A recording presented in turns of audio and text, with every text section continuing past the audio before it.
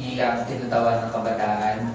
Ang resignation ni Sara Duterte bilang Defense Secretary ay nagpapakita lamang na sa simula pa lang, hindi siya talaga sincere, wala siyang pakialam sa sektor ng edukasyon.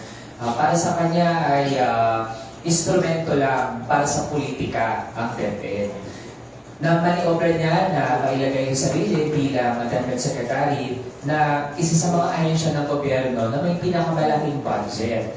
At ngayon na dahil hindi na nakakatulong sa kanya na manatili pa sa gabinete, ganun ang kadali na bumitaw sa kanya. Hindi nga man lang maipaliwanag ang kanyang mga dahilan bakit siya nagbitiw, di ba?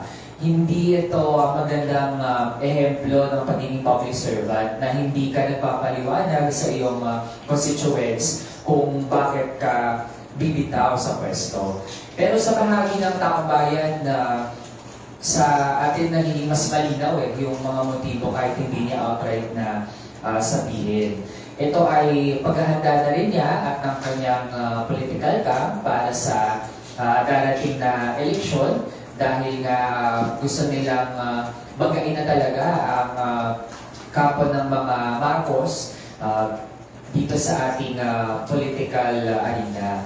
And kung sa ating mga kabataan, panahon na na mas itulak talaga natin ang pag-phase out ng traditional politics sa ating bansa.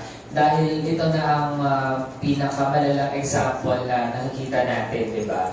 Na ang nangako ng pagkakaisa, sila mismo ang nagpapakita ng ano ba yung mga pwedeng gawin para lang manatili o makabalik sa putet ang kanilang mga pamilya.